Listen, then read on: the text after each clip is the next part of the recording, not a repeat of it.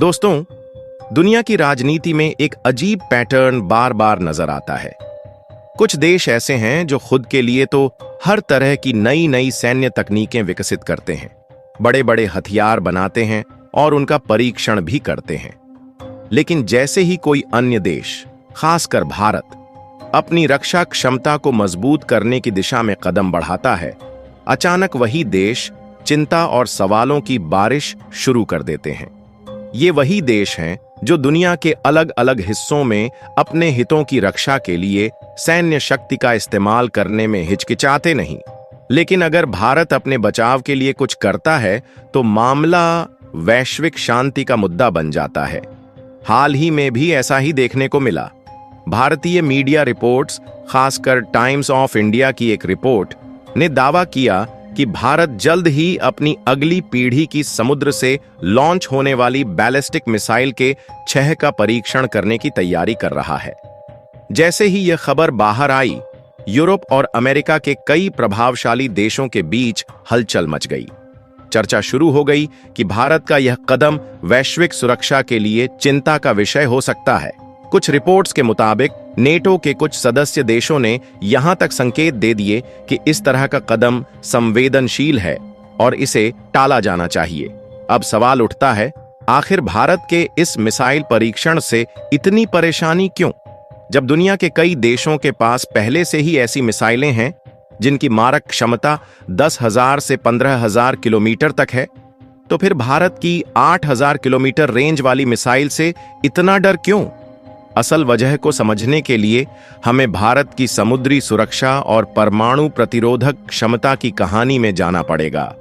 लेकिन उससे पहले दोस्तों, बस 1 सेकंड निकालकर लाइक बटन दबा दीजिए और कमेंट में जय हिंद जरूर लिखिए। चैनल को सब्सक्राइब कर लीजिए। आपको लगेगा कि यह छोटी सी बात है, लेकिन हमारे लिए यह बहुत बड़ी मदद होती है और हमें ऐसे ही अहम मुद्दों पर आपके लिए और रिसर्च करने का हौसला देती है। दरअसल भारत के लिए यह कहानी 1971 के भारत-पाकिस्तान युद्ध के दौरान शुरू हुई। उस समय भारत ने पूर्वी पाकिस्तान, आज का बांग्लादेश, को आजादी दिलाने में निर्णायक भूमिका निभाई थी। लेकिन इस संघर्ष के दौरान एक ऐसा कदम उठाया गया जिसने भारत के रणनीतिकारों को झकझोर दिया। अमेरिका, जो पाकिस्तान का समर्थन कर रहा था, ने अपना विशाल परमाणु संचालित विमानवाहक युद्धपोत यूएसएस एंटरप्राइज बंगाल की खाड़ी में भेज दिया।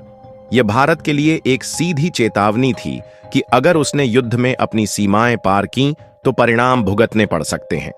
उस समय की प्रधानमंत्री इंदिरा गांधी ने इस संकेत को गंभीरता से लिया और समझ गईं कि अगर भारत को अपनी संप्रभुता की रक्षा करनी है तो उसे पानी के नीचे से भी परमाणु जवाब देने की क्षमता विकसित करनी होगी।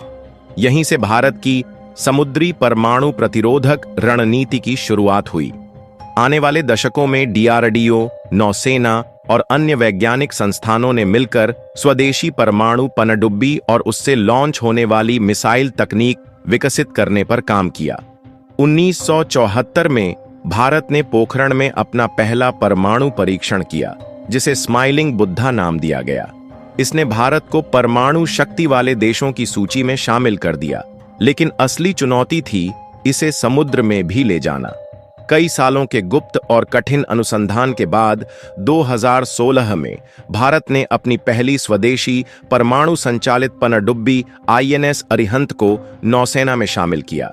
2018 में प्रधानमंत्री नरेंद्र मोदी ने औपचारिक रूप से घोषणा की कि आईएनएस अरिहंत ने अपनी पहली न्यूक्लियर डिटरेंस पेट्रोल पूरी कर ली है। इस मिशन का मतलब था कि भारत अब त्रिस्तरीय परमाणु प्रतिरोधक क्षमता रखता है, भूमि से, हवा से और समुद्र से। K6 मिसाइल इसी क्षमता को और मजबूत करने के लिए बनाई जा रही है। यह एक SLBM submarine launched ballistic missile है, जिसे विशेष रूप से भारत की अगली पीढ़ी की S5 क्लास परमाणु पनडुब्बियों के लिए तैयार किया जा रहा है।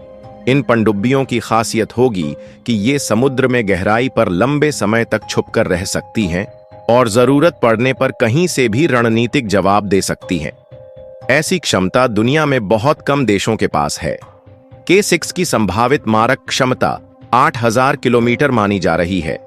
हालांकि कुछ विशेषज्ञों का मानना है कि यह सीमा और भी अधिक हो सकती है। इतनी लंबी दूरी की मिसाइल का मतलब है कि भारत अपने तट से हजारों किलोमीटर दूर स्थित किसी भी लक्ष्य को निशाना बना सकता है, वह भी बिना अपनी पनडुब्बी की लोकेशन उजागर किए।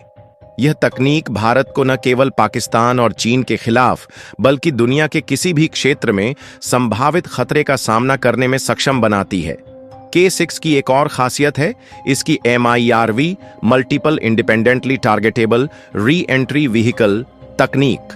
इसका मतलब यह है कि एक ही मिसाइल कई अलग अलग लक्ष्यों को एक साथ निशाना बना सकती है।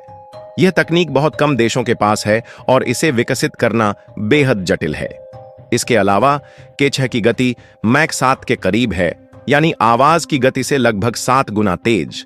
इसका पेलोड 2 से 3 टन तक हो सकता है, जिसमें पारंपरिक विस्फोटक या परमाणु हथियार दोनों लगाए जा सकते हैं।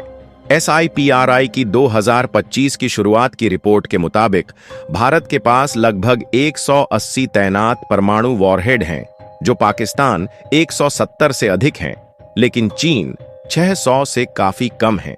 भारत ने हमेशा अपने परमाणु कार्यक्रम को न्यूनतम प्रतिरोधक क्षमता के सिद्धांत पर आगे बढ़ाया है, यानी जरूरत भर का ही जखीरा, लेकिन इतना जरूर कि कोई दुश्मन हमला करने की सोच भी न सके।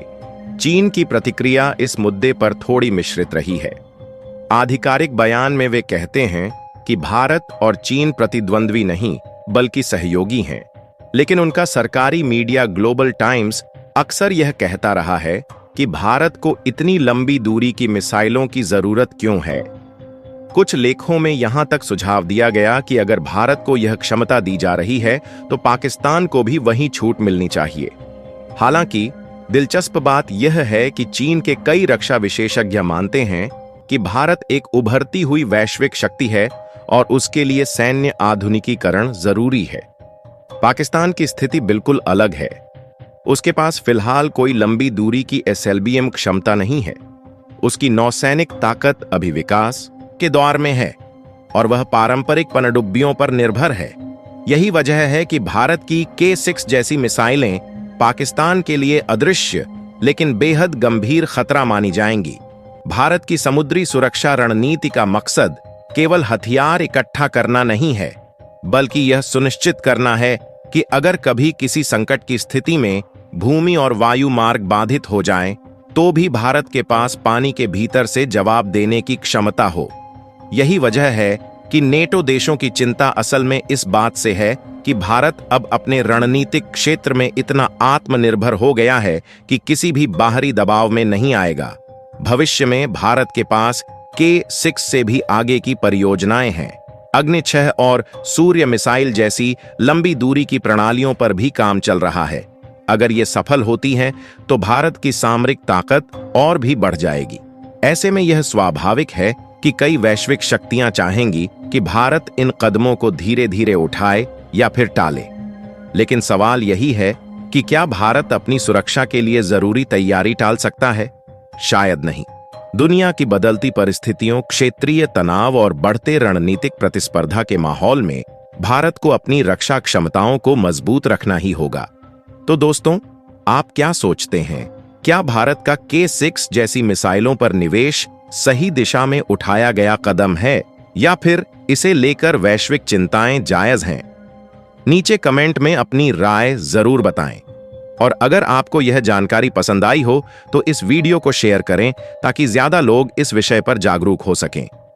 इसी तरह और भी नॉलेजेबल वीडियो देखने के लिए चैनल को सब्सक्राइब करके बेल आइकन को ऑल पर जरूर सिलेक्ट करें। जय हिंद, जय भारत।